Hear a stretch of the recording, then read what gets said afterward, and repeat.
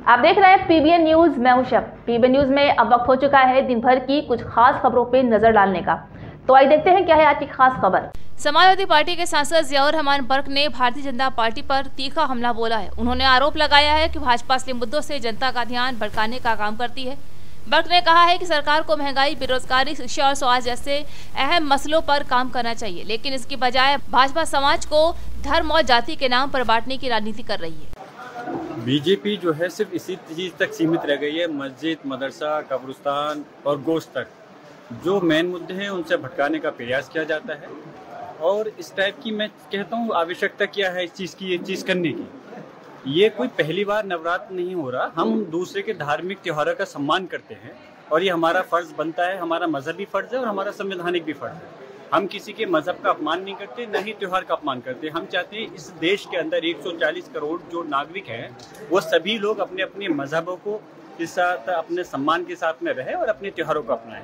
लेकिन ये इस प्रकार की टारगेट कर करके कि कभी मस्जिद को ढका जाना, कभी नॉनवेज को बंद करना, ये सिर्फ बीजेपी की एक पॉलिसी है और इससे इसी हद तक सीमित रह गई। आज प्रदेश और देश कहाँ जा रहा है इसको उनसे कोई लेना देना नहीं है। मैं यही कहूँगा इन चीज़ों से बाज आना चाहिए और जो मेन मुद्दे हैं, जो जनहित के कार्य हैं, उन पे फोकस करना चाहिए। अच्छा, अलीगढ़ में जो है एक इमाम को पीटा गया है, जय श्री राम के नारे लगवाए जा रहे हैं, क्या कहते हैं? अफसोस है इस चीज़ के लिए। पहले भी मैं जब मैं विधायक था, विधानसभा में और संसद में हूँ अब, तो तब भी मैं उसको उठा चुका हूँ कि एक भीड़ जो एक तंत्र, उसको अधिकार किसने दे दिया इस प्रकार की कार्रवाई करने का। एक कोई मुद्दा होता है इकट्ठे हुए और कानून तोड़ कर करके जो है जबरदस्ती कोई उनसे नारे लगवाना क्या मतलब बनता है, क्या औचित्य बनता है?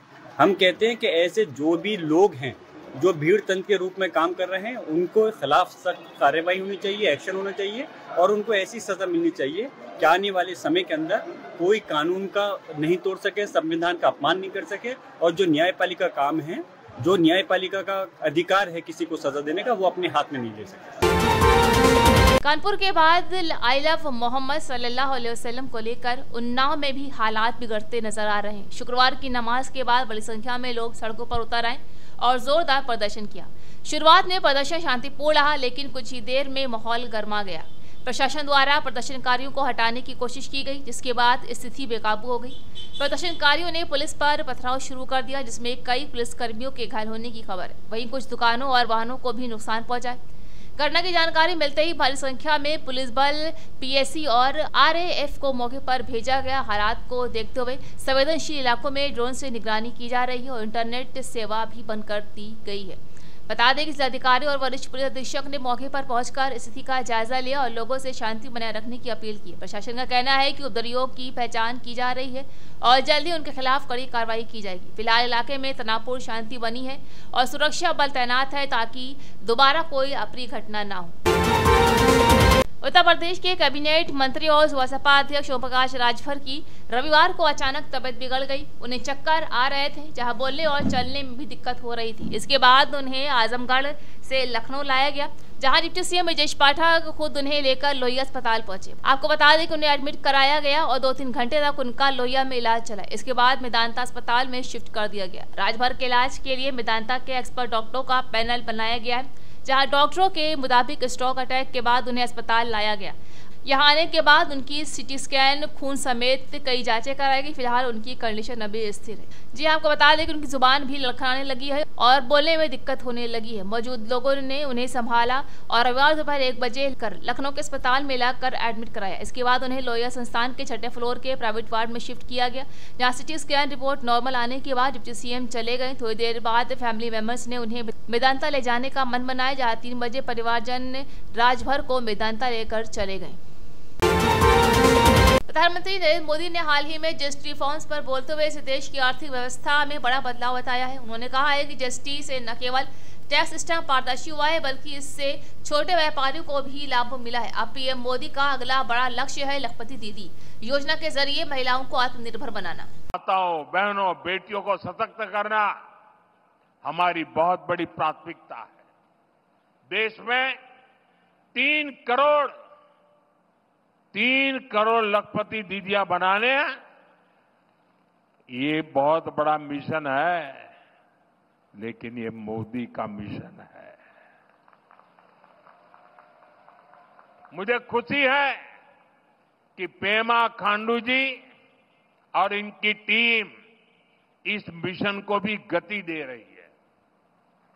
यहां बड़ी संख्या में वर्किंग वुमेन हॉस्टल बनाने का जो काम शुरू हुआ है, उससे भी बेटियों को बहुत सुविधा होगी।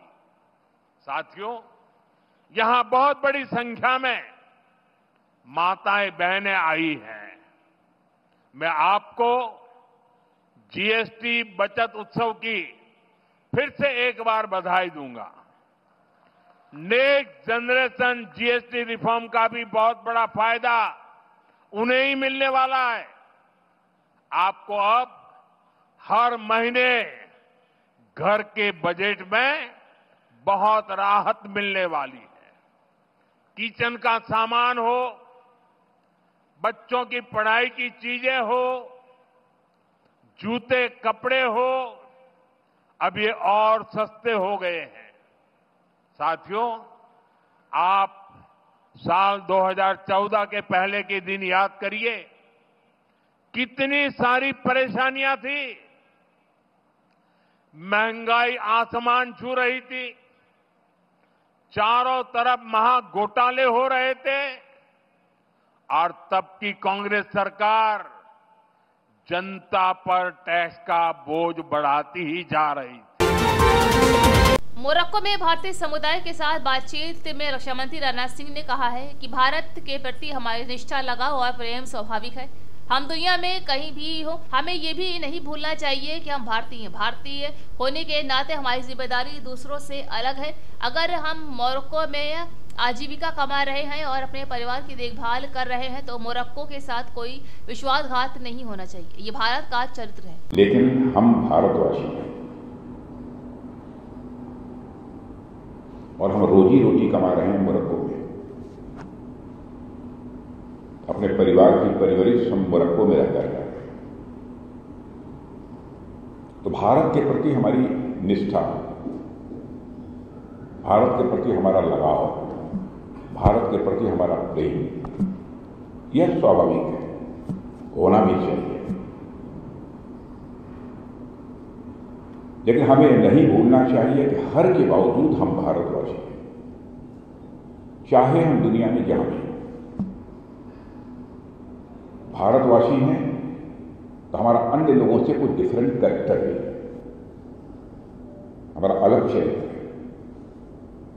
यदि हम मोरक्को में रहकर अपनी रोजी रोटी कमा रहे हैं, अपने परिवार की परवरिश कर रहे हैं, इस मोरक्को के साथ भी कोई दगाबाजी, धोखा नहीं होना चाहिए। यही भारत का कैरेक्टर है।